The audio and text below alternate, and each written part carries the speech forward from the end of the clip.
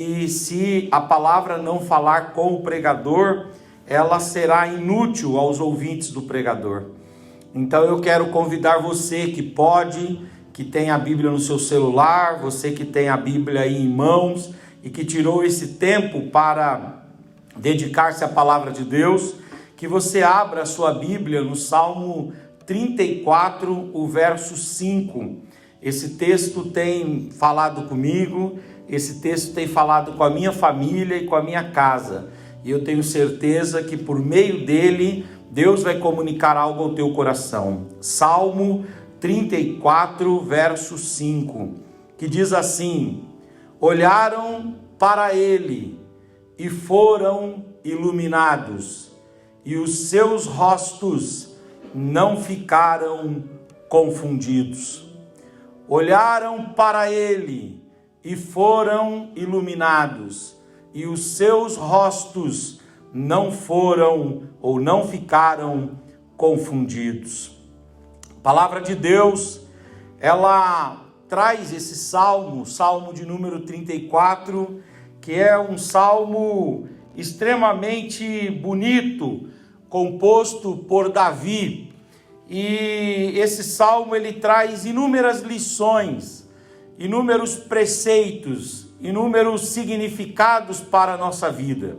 Mas dentre as muitas lições do Salmo 34, aqui está um texto, aqui está uma lição, aqui está uma verdade que Davi quis expor para nós e que nós recebemos como palavra de Deus. A primeira coisa que esse texto que eu li diz é que algumas pessoas olharam para Deus e tiveram os seus rostos iluminados. Nós temos várias experiências na Bíblia de homens que foram privilegiados, homens que foram galardoados, homens que foram abençoados com a oportunidade de olhar para Deus face a face, de olhar para a face augusta do Senhor, a face iluminada do Senhor, a face indescritível do Senhor, a face inenarrável do Senhor. Alguns homens tiveram ao longo da história bíblica a oportunidade de olhar para a face maravilhosa e bondosa e gentil do Senhor. Eu separei alguns deles aqui. E separei aqueles que olharam para o Senhor e foram iluminados, e os seus rostos não foram confundidos. O primeiro deles é o patriarca Jacó. A Bíblia diz no capítulo de número 32, versículo de número 30, que Jacó, quando estava fugindo do seu tio Labão, ele ficou sabendo que o seu irmão Esaú vinha ao seu encontro. E o Jacó já estava afastado do seu irmão Esaú há 21 anos. Ele estava fugindo do seu tio Labão, que queria mantê-lo cativo para submetê-lo a trabalhos e trabalhos sem nenhuma recompensa. E aí o Jacó, fugindo do tio e com o medo, com a angústia, com a apreensão, com o apequenamento diante da ameaça que o seu irmão representava para ele. Os irmãos sabem muito bem que enquanto Jacó era um moço de casa, Esaú era um caçador. Enquanto Jacó se tornou pastor nas terras do seu tio, Esaú se tornou um guerreiro, um líder de uma nação que liderava cerca de 400 outros valentes como ele. E a palavra de Deus diz que o povo de Esaú se tornou ou passou a ser chamado de Edom. A palavra Edom quer dizer vermelho. E esta ideia dos edomitas ser vermelhos quer dizer duas coisas. Uma primeira coisa tem a ver com a referência bíblica que o Esaú, ele vende a bênção para o Jacó por um prato de lentilhas, um guisado vermelho. E aí então o nome Edom, o nome vermelho, ficou ligado a Esaú. Mas tem um outro sentido, um outro entendimento, que o nome Edom tem a ver com vermelho, porque eles derramavam sangue. Ou seja, o Esaú era um homem que facilmente derramava sangue, um homem que facilmente vingava, um homem que facilmente fazia justiça com as próprias mãos. E aí 21 anos depois, o Esaú vai encontrar-se com o Jacó, que lhe tomou a bênção da primogenitura. E o Jacó está fugindo do tio. Pense na pressão, pense na apreensão e na angústia que o Jacó está vivendo. De um lado, fugindo do tio, e do outro, na iminência de encontrar-se com um guerreiro, um homem valente, um homem vingador, de quem Jacó tinha muito medo. Mas aí no meio desses dois momentos, o Jacó ficou no vale de Jaboque. E a palavra de Deus diz que ele ficou ali em oração, ele ficou ali em súplica, ele ficou ali em clamor, ele ficou ali buscando ao Senhor. E quando ele estava buscando ao Senhor, apareceu um varão. Deus manifestou-se a ele ali, de forma teofânica, de forma gloriosa. O anjo do Senhor lhe apareceu. E ele então entrou em luta corporal com o anjo. E a Bíblia diz que essa luta foi tão reínda, essa batalha foi tão árdua, que o Jacó, ele teve que ser ferido na coxa para largar o anjo. E aí o anjo disse: o que é que você quer? Ele diz: me abençoa, porque se o Senhor não me abençoar, eu não vou te liberar. E diz que o anjo então derramou sobre ele a bênção de Deus, e depois se ausentou dele. E quando se ausentou, Jacó, que tinha se agigantado diante do varão e lutado com o varão, ele tomou ciência de quem é que estivera ali do lado dele, que não era um anjo comum, que não era mais um anjo da miríade angelical, mas era o anjo do Senhor, Deus em modo e em forma teofânica, manifestando as suas qualidades, os seus atributos e a bênção dele sobre a vida do Jacó. E diz que quando aconteceu essa cena, no capítulo 32, versículo 30 de Gênesis, diz que o Jacó caiu com o rosto em terra, prostrou-se. Quando ele viu a seriedade daquele momento, ele prostrou-se com a sua carne trêmula, com o seu coração com arritmia, com os seus pensamentos turbados, e ele exclamou e disse, chamou Jacó o nome daquele lugar Peniel, porque dizia: eu vi Deus face a face, e a minha alma foi salva. O Jacó, ele teve a oportunidade de ver a face iluminada, ele teve a oportunidade de ver a face augusta, ele teve a oportunidade de ver a face gloriosa do Senhor. Um outro texto bíblico que conta-nos de um momento em que alguém viu a face de Deus é o texto de Êxodo 34, versículos 28 e 29. A Bíblia diz que Deus havia libertado o povo de Israel do Egito. Esse povo peregrinou no deserto por cerca de 1 ano, e depois esse povo acampou-se aos pés do Monte Sinai e do Monte Horebe. E lá no Monte Horebe, lá no Monte Sinai, esse povo de Israel, liberto pelo Senhor, esse povo de Israel que estava sendo cuidado e preservado pela mão de Deus, estava ainda sem a lei de Deus. E Moisés então foi chamado por Deus ao monte. E Moisés subiu ao Monte Horebe, Moisés subiu ao Monte Sinai, e Moisés subiu ao monte para falar com Deus, para orar a Deus, para jejuar e para buscar ao Senhor. E o que é que fez o Moisés buscar a Deus com intensidade? O que é que fez o Moisés buscar a Deus com entrega? O que é que fez o Moisés buscar a Deus com intrepidez, com ousadia e com um certo desespero na alma? O que fez Moisés buscar a Deus foi a pressão da liderança. Moisés, ele tinha vivido 80 anos da sua vida conduzindo apenas a si mesmo, mas com 80 anos de idade, ele é colocado na liderança do povo de Israel. Quantos Qual a quantidade de hebreus que Moisés comanda? Cerca de 3 milhões de pessoas.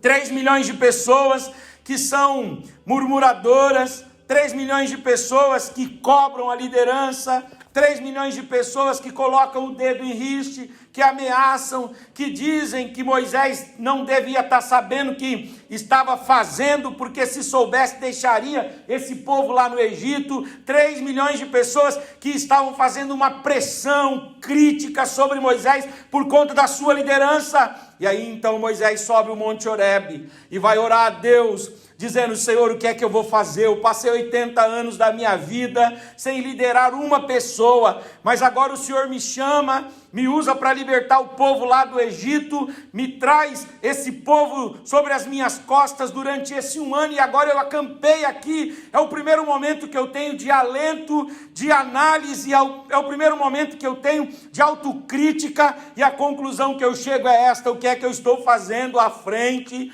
desse grande rebanho, desse grande povo? E ele começa então a orar, ele começa então a falar com Deus, e a sua fala vai se tornando uma fala desesperada, e Deus vai derramando-se sobre ele de forma poderosa e gloriosa. E aí o texto diz: e esteve ali Moisés com o Senhor 40 dias e 40 noites, e ele não comeu pão, e ele também não bebeu água, e ele escreveu as tábuas da aliança, os 10 mandamentos. E aconteceu que, depois dessa experiência em que ele ora, em que ele clama, em que ele suplica pela pressão que ele estava vivendo, que Deus então dá a ele tábuas da lei para que ele desça e dê essas diretrizes, e a partir dessas diretrizes ele possa conduzir o povo. Depois disso, Moisés, após 40 dias vendo a face de Deus, ele demonstra como ele está. E aí no versículo 29 diz assim, Êxodo 34, 29, e aconteceu que descendo Moisés do monte Sinai, trazia as 2 tábuas do testemunho em suas mãos. Sim, quando ele desceu do monte, Moisés não sabia, mas a pele do seu rosto resplandecia depois que ele falara com o Senhor.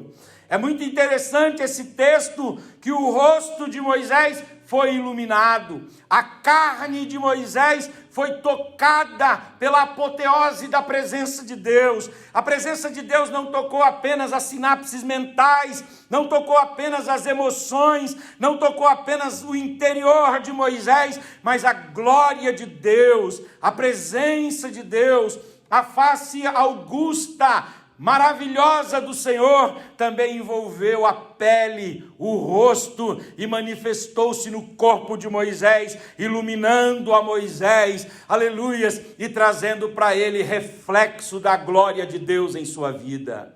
Um outro texto que fala de uma outra pessoa que foi iluminada por Deus é o texto do Salmo 73, o verso de número 17. Aqui, quem está no momento de aflição e de angústia é Asaf. Asaf estava perplexo, Asaf estava em crise, Asaf estava angustiado. E qual é o motivo da apreensão, da inquietação, da agitação interior?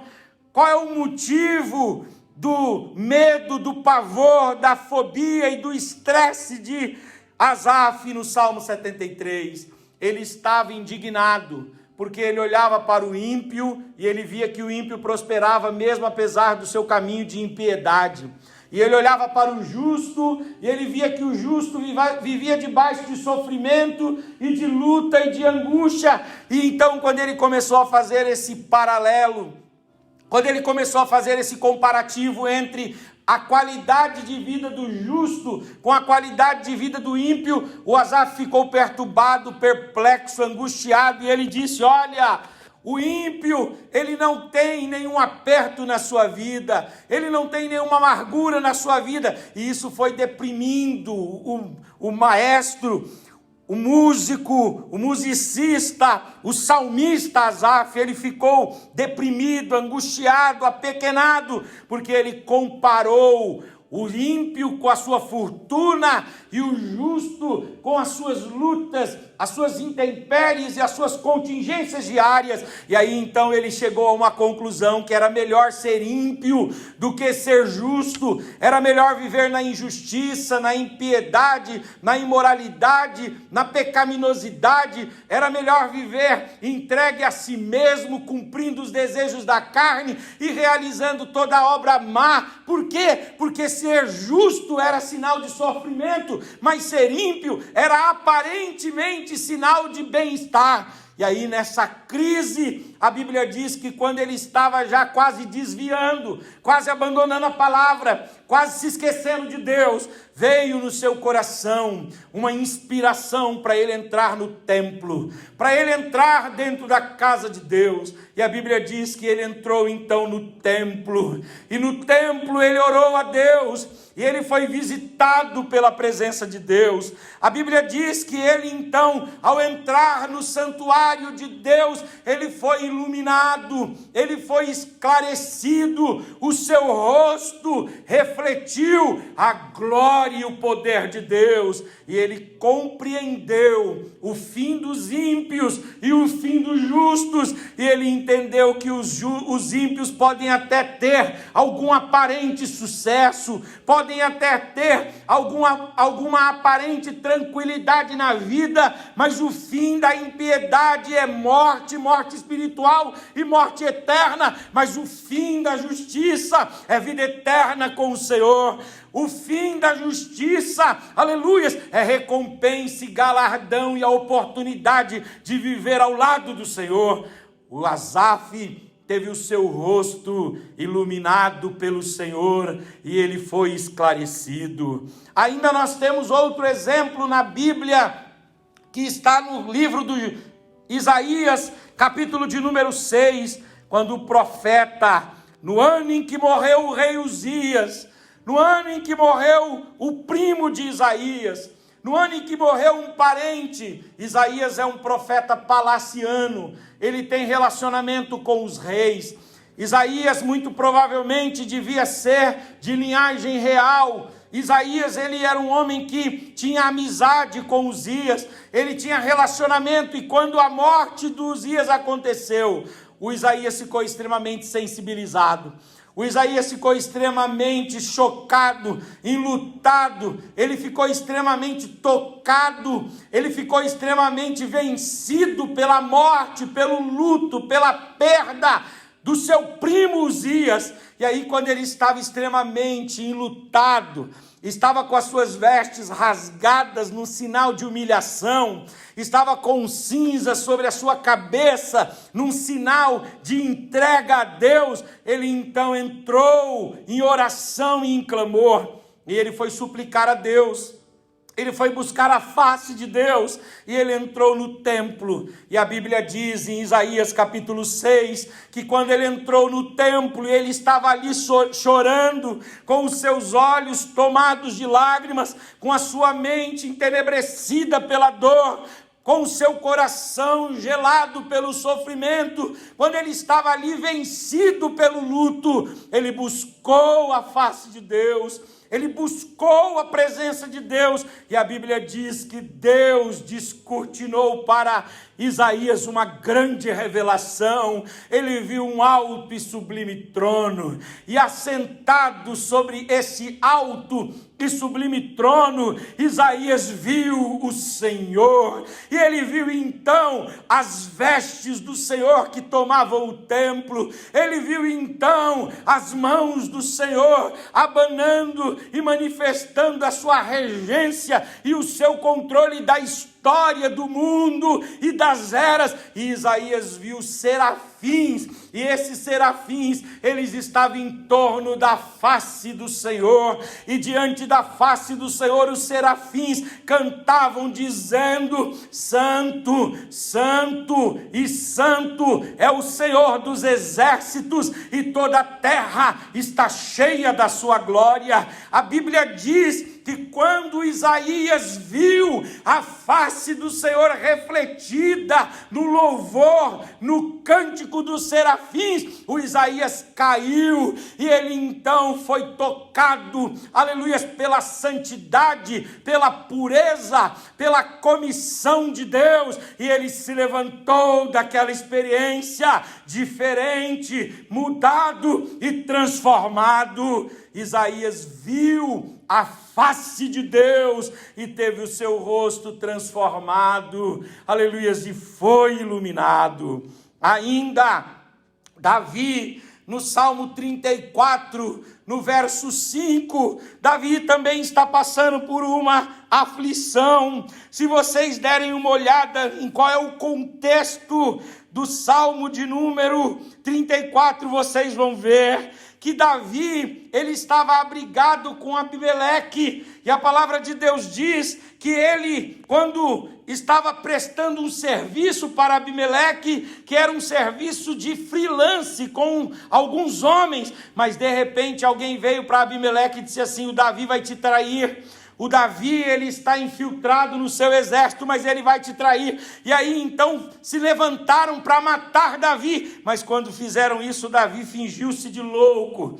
Davi, ele deu uma abobada, e ele fingiu-se de louco e começou a falar coisas sem sentido, sem nexo, e ficou ali como se fosse louco. E aí aqueles que estavam acusando Davi de que ele estava infiltrado no exército de Abimeleque disseram assim: na verdade ele está insano, ele está louco, vamos deixar ele embora. E ele foi salvo da morte, ele foi salvo da decapitação, ele foi salvo do estacamento, ele foi salvo naquele dia. E aí, quando ele foi salvo, ele escreveu o Salmo 34, verso 5, quando ele diz: olharam para Deus e foram iluminados, e os seus rostos não ficaram confundidos.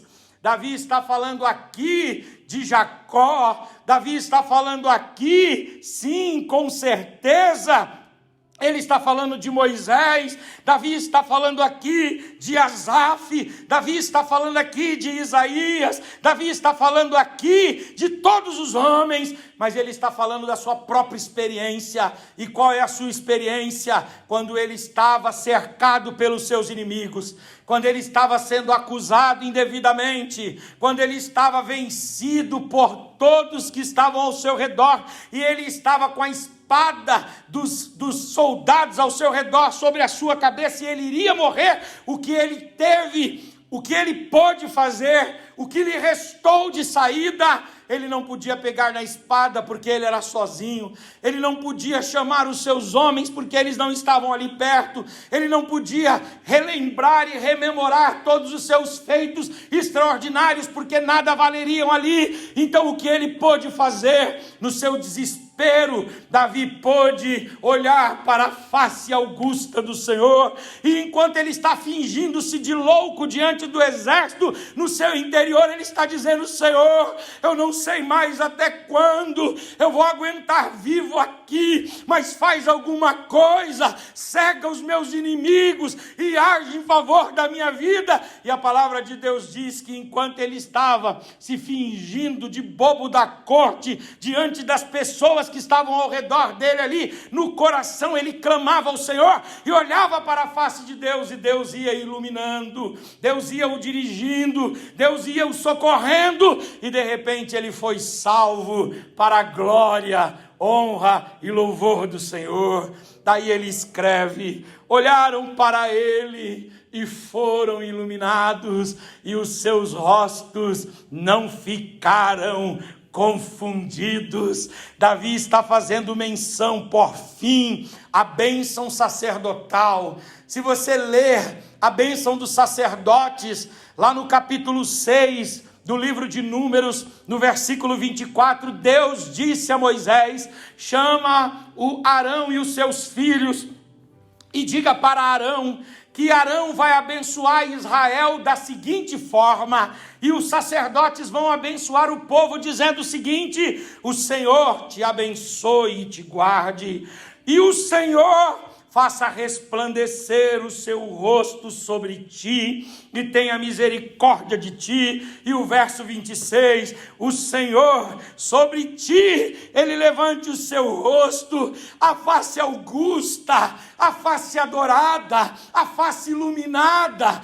a face bendita, a face diante da qual se encolhem os céus, a terra, o mar, o passado, o presente e o porvir, a face diante da qual se prostram os tronos, as potestades, as dominações, aleluias, todos os poderes se prostram diante da face augusta e maravilhosa do Senhor. E é esta face que o sacerdote deveria dizer: olha, Deus levante sobre ti o seu rosto, e o rosto que faz, aleluias, fugirem da sua presença todos os seres, esse rosto te dê a paz, aleluias, a graça e o livramento para louvor do Senhor. Olharam para ele e foram iluminados. Eu quero terminar dizendo o seguinte: vários homens de Deus, em momentos cruciantes da vida, tiveram a oportunidade de buscar a face maravilhosa do Senhor. E o que é que seria buscar a face de Deus? Será que buscar a face de Deus é ter essa experiência transcendental? Será que buscar a face de Deus é ter essa experiência mística? Eu creio que não. Buscar a face de Deus é dobrar os joelhos em oração. Buscar a face de Deus é desnudar a alma diante do Senhor. Buscar a face de Deus é jejuar, aleluias, ao Senhor, suplicando ao Senhor uma intervenção. Buscar a face de Deus é ir para as Escrituras, ávido e desejoso de ouvir o ecoar da voz poderosa de Deus através das Escrituras. Buscar a face de Deus é vir na igreja e ouvir a palavra de Deus através dos louvores, através das orações, através da mensagem ou através do abraço e do aperto de mãos de um irmão. Buscar a face de Deus é contemplar o Senhor nas madrugadas e dizer: Senhor, tem misericórdia de mim, tem misericórdia da minha família, tem misericórdia da minha alma, olha para mim, Senhor. Quando você faz isso, você busca a face de Deus, e quem busca a face de Deus, a palavra de Deus diz assim: aquele que busca e que invoca o Senhor, para este ele se manifesta, ele se revela e ele vem ao encontro. E aí, quando você busca a face de Deus, Deus te ilumina, Deus te esclarece, Deus arranca toda neblina, toda obscuridade, toda contradição, toda dúvida. Deus arranca de cima da sua mente, do seu coração, e te deixa esclarecido e iluminado. A iluminação de Moisés foi física, sim, mas não é esse tipo de iluminação que o salmista está dizendo, porque pode acontecer que você seja iluminado fisicamente, mas mais do que essa iluminação física, quando você busca a Deus em oração, em súplica, em clamor, em entrega e em dedicação, Deus ilumina a tua vida espiritualmente para a glória, honra e louvor do nome do nosso Deus. Eu quero terminar dizendo: quando você busca a face de Deus, Deus te ilumina em algumas áreas da vida. Em primeiro lugar, quando nós buscamos a face de Deus, Deus nos ilumina no sentido salvífico. O indivíduo que não busca a Deus anda em trevas, anda segundo as concupiscências desse mundo, anda segundo a obra da carne, anda segundo as trevas, anda segundo os rudimentos desse tempo, alguém que não busca a face de Deus, só anda segundo a carne, o mal, a derrota e todo tipo de mazela pecaminosa. Mas quando o indivíduo que está entenebrecido, quando o indivíduo que está nas trevas do pecado ousa levantar a sua face e olhar para a face augusta do Senhor, e suplicar, e clamar, e buscar ao Senhor, esse indivíduo é iluminado no sentido salvífico. Jesus falou, a luz raiou aos homens, mas os homens amaram mais as trevas do que a luz, e eles não quiseram vir para a luz, porque as suas obras eram más, e eles seriam condenadas por elas. Jesus estava dizendo sim, de uma grande gama de homens, para os quais a luz de Deus foi refletida, a luz de Deus foi focada, mas esses homens preferiram viver nas trevas, mas nós não, quando nós estávamos aterrados em nossos pecados, e cada vez que nós lembramos dos nossos erros, nós podemos sim ficar cada vez mais vivendo um abismo sobre abismo, ou podemos lá no fundo do nosso poço moral, elevar os olhos e ver, aleluia, a face augusta do Senhor, a face iluminada do Senhor, e sermos então iluminados, esclarecidos e salvos para a glória e honra do nome do nosso Deus. Talvez você esteja me ouvindo e você diga assim consigo mesmo: ah, pastor Henrique, eu estou afundado no pecado.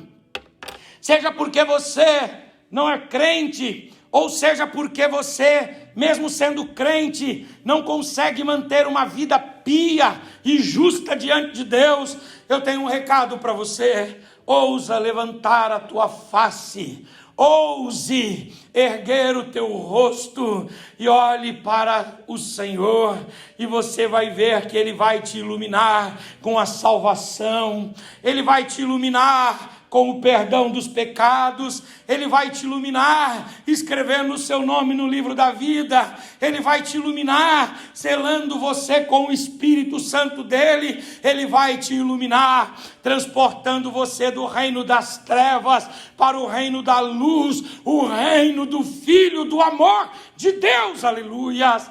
Quando nós olhamos para Ele, nós somos iluminados no sentido salvífico. Mas Ele não ilumina apenas a nossa alma, Ele não ilumina apenas o nosso espírito no sentido salvífico. Quando nós olhamos para Ele também, Ele ilumina a nossa mente e o nosso coração. Quantos sentimentos de trevas nós temos dentro de nós: ódio, ciúme, emulação, ira, inveja, inimizade.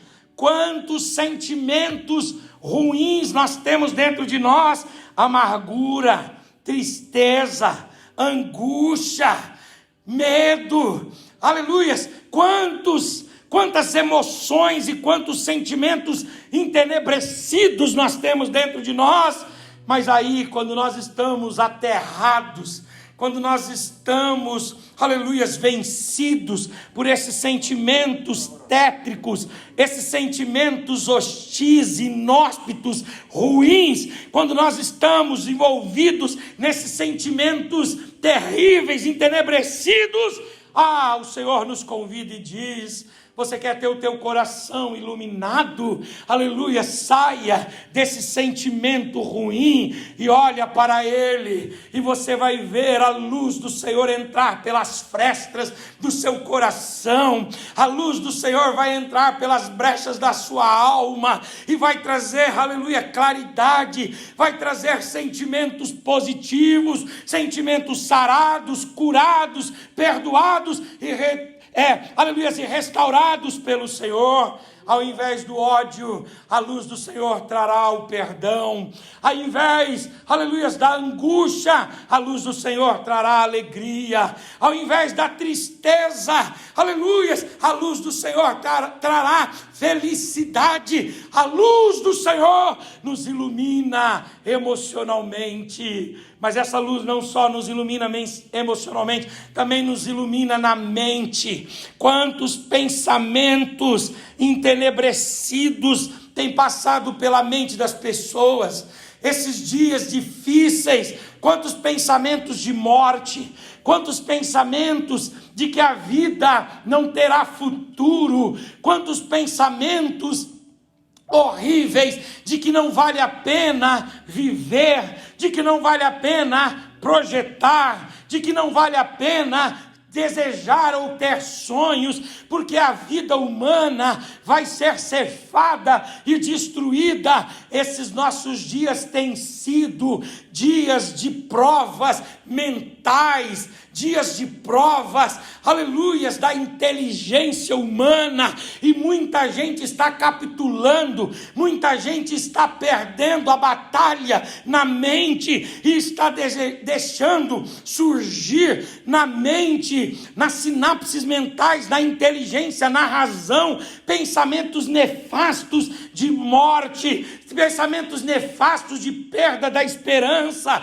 de perda dos projetos e de perda, aleluia, das expectativas futuras. Mas eu quero dizer para você que está com a mente perturbada, você que está, aleluia, com os seus pensamentos desencontrados, você que está com a sua inteligência, aleluia, sensibilizada por conta de todo esse caos, de toda essa neblina que se instalou sobre nós, não só aqui no Brasil, mas no mundo todo. Eu convido você, levante a sua face, levante o seu rosto, levante o seu olhar e olhe para Ele, e você vai ver a alegria do Espírito Santo vir sobre você.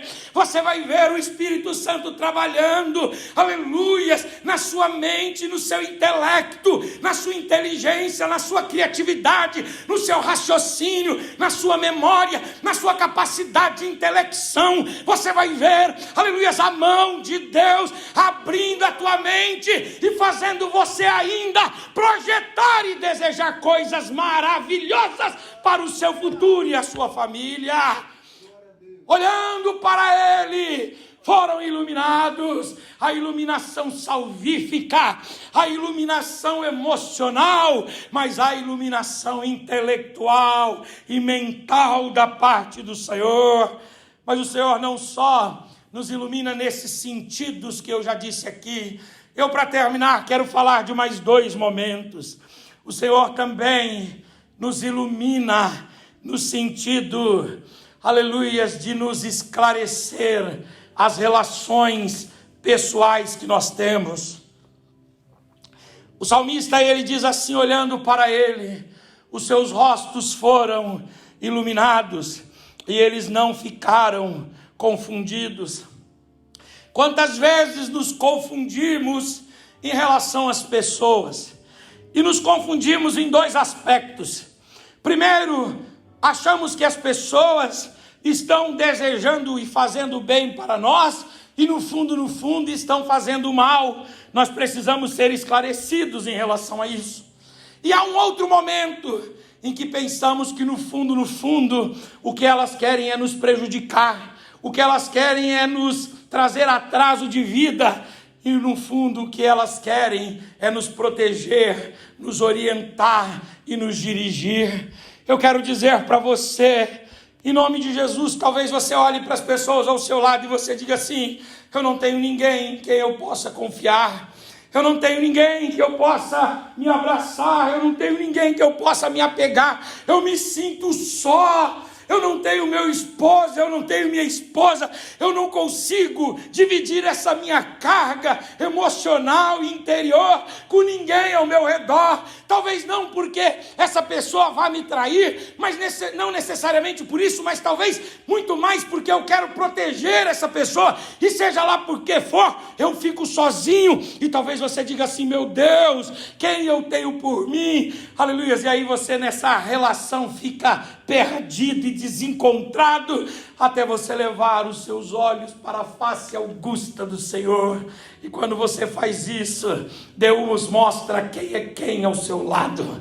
Deus descortina a tua percepção, Deus ilumina a tua compreensão, e você enxerga quem é quem, e você não fica confundido, você não fica perdido, você não fica desorientado. Deus me traz aqui esta noite para entregar esta palavra a você. Você olha do seu lado e você diz assim: meu Deus, quem é quem aqui do meu lado? Quem é que é aqui, Senhor? Aleluias. Quem aqui é o Judas e quem aqui é o João? Eu não consigo entender, mas o Senhor está dizendo: tira o olho dos homens e olha para mim, e eu vou mostrar para você quem é quem. Eu vou mostrar para você, aleluias, eu vou te esclarecer, e você não vai ficar confundido e nem perdido. Aleluias, glória a Deus. Quando olhamos para Ele, somos iluminados no sentido salvífico. Quando olhamos para Ele, somos iluminados em nossas emoções. Quando olhamos para Ele, somos iluminados em nossa mente. Quando olhamos para Ele, somos iluminados em nossas relações. E acima de tudo, quando olhamos para Ele, somos iluminados em nossos temores e em nossas angústias. Aleluias. É muito interessante que tem algo que se relaciona com todos aqueles que viram Deus face a face. E o que é que tem em comum? O que é algo que se repete entre eles? O que é que acontece com Jacó? Que acontece também com Moisés? Que acontece também com o salmista Asaf? Que está acontecendo também com Isaías e com Davi? E com João lá na ilha de Patmos, que vê o Senhor também? O que é que acontece com eles? O que é que eles têm em comum? Primeiro, eles têm a dor como companheira deles. A dor, a angústia. O Jacó está sob a ameaça de Labão e do seu irmão. O Moisés está vivendo o peso da responsabilidade de liderar um povo. Aleluias. Um povo duro no deserto. Aleluias, glória a Deus. O Asaf está vivendo o conflito de ver os ímpios prosperarem e os justos passarem necessidade. O Isaías está enlutado porque ele perdeu o seu primo Uzias recentemente. E Davi está com a espada dos seus adversários sobre a sua cabeça. E João está preso lá na colônia penal de Patmos, está lá entregue à própria sorte. Mas aí esses homens que têm a dor por sua companheira, esses homens que estão vivendo, aleluias, a dilaceração da alma, esses homens que estão passando por dificuldades indizíveis e indescritíveis, eles não buscam refúgio na própria força, nem nos homens ao seu redor. Eles buscam refúgio em Deus. E quando eles vão buscar refúgio em Deus, Deus revela para eles a sua face augusta, paternal, a sua face cuidadora, a sua face pastoral, a sua face amigável, a sua face de aconchego e de amabilidade e de receptividade. Deus revela para eles a sua face, aleluia, de acolhimento, e eles encontram em Deus refúgio. Eles são iluminados em meio à dor e em meio à angústia. Você precisa de salvação. Seja iluminado pela face augusta do Senhor com salvação. Você precisa que o Senhor rearranje e reorganize as suas emoções, aleluia, seja iluminado pela iluminação do Senhor em suas emoções. Você precisa que o Senhor reorganize o seu intelecto, a sua mente, os seus pensamentos. Olhe para a face augusta do Senhor. Você precisa de esclarecimento a respeito de quem é quem ao seu lado. Olhe para a face augusta do Senhor. E você está vivendo um momento de dor, de luto, de perda, de amargura e de angústia. Talvez na sua família você não tenha refúgio. Talvez no seu pai, na sua mãe, nos seus irmãos, e nesse momento que a gente não tem nem os irmãos da igreja para a gente se abraçar neles, nós não temos nada, às vezes nem os próprios irmãos da igreja podem ser por nós. Aí você diz: eu estou sozinho. Não! Nos resta ainda dobrar os joelhos e buscar a face maravilhosa e bendita do Senhor. E se fizermos isso, os nossos rostos serão iluminados e nós não ficaremos confundidos. Amém. A Bíblia diz que a alma amargurada enfeia, torna o rosto feio, mas a alma alegre aformoseia o rosto. Muita gente feia, Silas, quando está alegre, aleluia, fica bonita. Muita gente que não tem beleza exterior nenhuma, quando é visitada pelo bálsamo, aleluia, pela cura, pela saúde do Senhor, o rosto é iluminado. Há uma iluminação de Deus para o seu rosto. Deus vai colocar um sorriso na sua face. Deus vai colocar um cântico novo nos seus lábios. Aleluia, apenas olhe para Ele e terás o rosto iluminado em nome de Jesus. Eu posso orar com os irmãos? Eu pedi ao pastor a oportunidade de orar. E eu quero orar por você que está me ouvindo. Se você puder agora, curva a tua cabeça.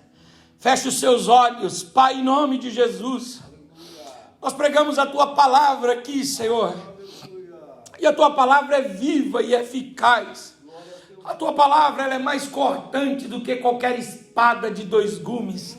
E a tua palavra vai até a divisão da alma e do espírito, juntas e medulas, Senhor. E a tua palavra, ela é apta para discernir as intenções do coração. Nós pregamos a tua palavra aqui esta noite. A tua palavra é como um martelo que vai batendo em toda dureza, que vai batendo em toda resistência, que vai batendo em toda oposição e vai sensibilizando, Senhor, a tua vontade. Oh, meu Deus, nós pregamos a tua palavra e a tua palavra é como água, Pai, que vai trazendo vida, ó Deus, aqueles solos ressequidos, áridos, desérticos, inférteis, quando recebem a sua palavra, geram brotos novos, Senhor, rebentos novos, plantações maravilhosas, para a glória do teu nome. Nós pregamos a tua palavra aqui esta noite, e a tua palavra vai encontrar corações, a tua palavra vai encontrar solos, a tua palavra vai encontrar mentes, a tua palavra vai encontrar casas, lares, a tua palavra vai encontrar os teus filhos, e ela só voltará para o Senhor depois de ter cumprido o propósito para o qual ela foi enviada esta noite. Ah, meu Deus, nós queremos nesse período usarmos esse tempo, usarmos esses dias para buscarmos a tua face bendita, inaudita, gloriosa, maravilhosa e indescritível. Ah, Pai, levante o seu rosto sobre nós esta noite e nos dê a paz. Oramos assim em nome de Jesus e te agradecemos. Amém, Senhor. Amém. Glória a Deus. Glória a Deus. Aleluias.